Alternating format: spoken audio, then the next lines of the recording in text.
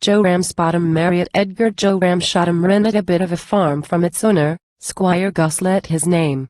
And the Goslets came over with William I, and found Ramsbottoms here when they came. One day Joe were plowing his 3-acre field when the front of his plow hit a rock, and on closer inspection of the damage he found as the coulter had snapped with a shock. He'd got a spare coulter at home in his shed, but that were some distance away, and he reckoned by the time he had been there and back he'd have wasted best part of the day. The accident happened not far from the place where the squire had his sumptuous abode.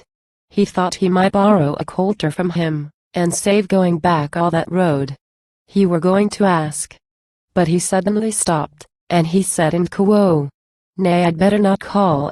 He might think it cheek I borrowed from him. I'd best get my own after all." Ampersand quo.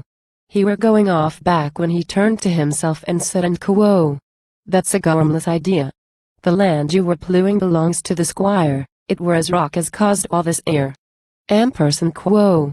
This heartened Joe up, so he set off again, but he very soon stopped as before, and he said happen squirey have company to tea, nay I'd better go round to back.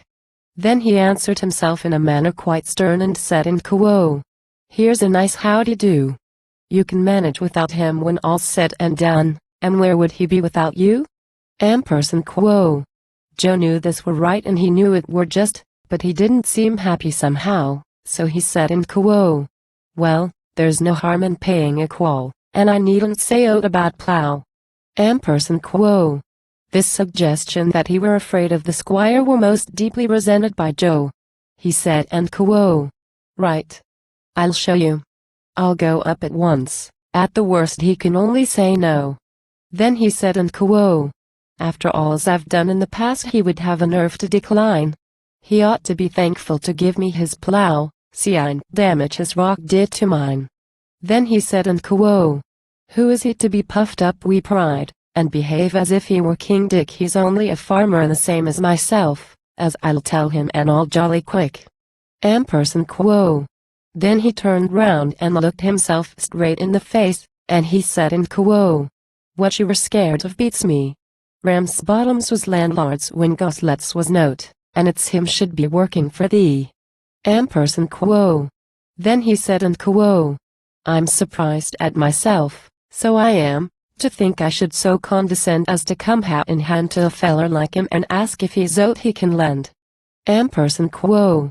This argument brought him to Squire's front door. It were open and Squire stood inside. He said and quo, "Hello, Joe. What brings thee right up here?"